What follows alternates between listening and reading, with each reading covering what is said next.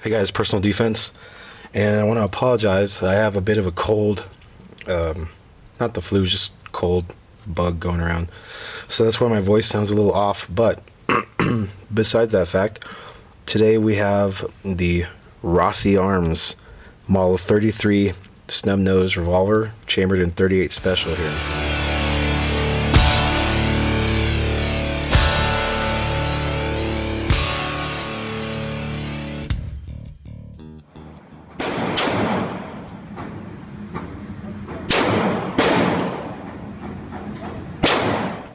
Kind of an interesting little revolver. I picked this up from a guy who, I guess he had bought it for his mother, and she had had it for 20 years. And sadly, she passed away, and he just didn't have a need for it or want it. So it's like sometimes when you find those cars that grandma's owned, that just never got driven, like maybe to the pharmacy once a week. That's pretty much how this gun is. I don't think it's been shot very much in the last 20 years. Just to show you, it's empty and safe. It's a great looking little snub nose. I have a slight obsession with blued snub nose revolvers with wood grips. Something like this. It started with my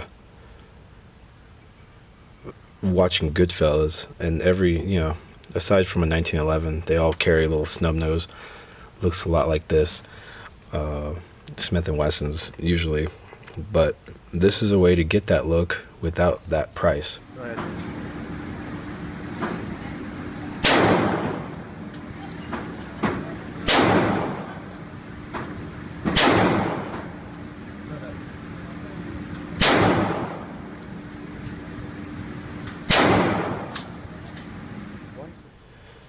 The problem with this is it's so old, I can't find any information on it.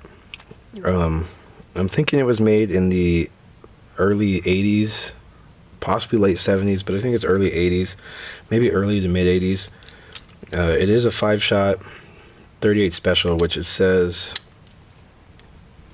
right here, if I can get it to focus, but I don't think I will be able to.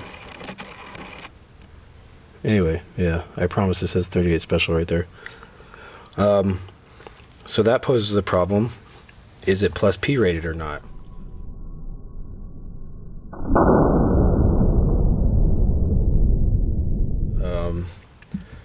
As far as what I can find, it's a 2-inch barrel, or maybe slightly under a 2-inch.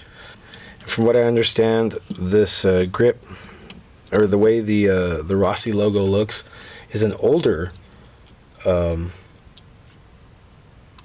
logo style than the newer ones. There's no case hardening on it that I can see, like a Smith & Wesson would have. It has a front ramp sight, long front ramp sight, and just a notch rear sight, which is pretty typical of snub-nose carrier revolvers. Small wooden grips. I believe those are called service grips, actually, if you look them up. You can see the machining marks on this when they made the cut here for the trigger guard and everything. Appears to be all steel. Inner arms Rossi, which is also the same as Taurus. Most of you know that. 38 special, exposed ejection rod. Yeah. Other than that, it's a great little revolver. Here I have some shots of me shooting it.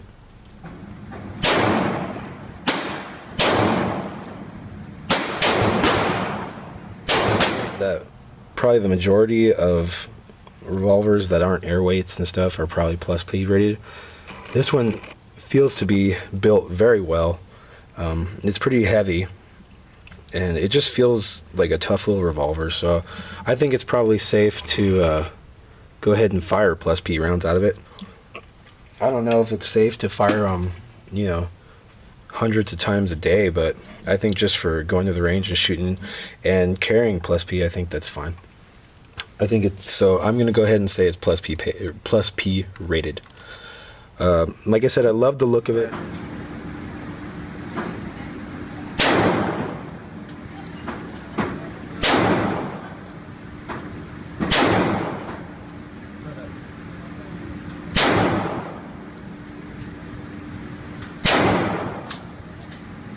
I don't know how much you guys look at revolvers, but I think revolvers are gorgeous, so I stare at them for a long time.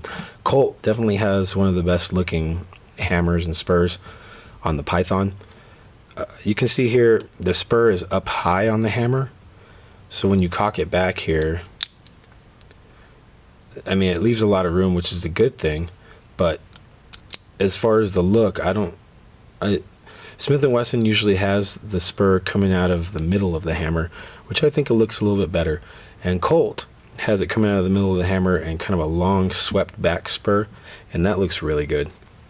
But this one, if I could complain about one thing as far as appearance on this revolver, it would be that hammer.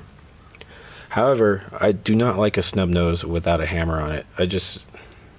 I know like everybody likes those for carrying backups and all that, but it's just not my thing. These wood grips, I'm not really sure the wood.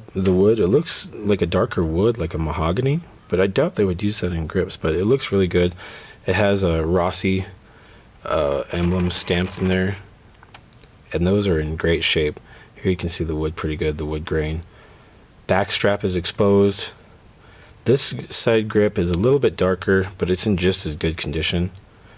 And the front strap and the bottom is exposed. The bluing on the actual gun itself is in perfect condition. Like I said, this gun is in near perfect condition. I don't think it was shot very much. And when I got it from the guy, he hadn't cleaned it. You could tell he hadn't cleaned it in a while.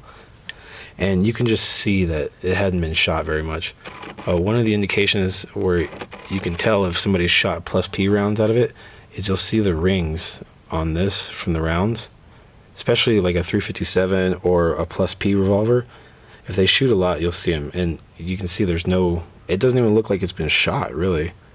The rifling in the barrel is in great shape. Just for comparison, I have my my K-frame revolver here, and I'll show you what I mean. So here it is here. This is a 6-shot, and you can see right off the bat the size is just, you can see why you would carry a snub nose. Look how small it is.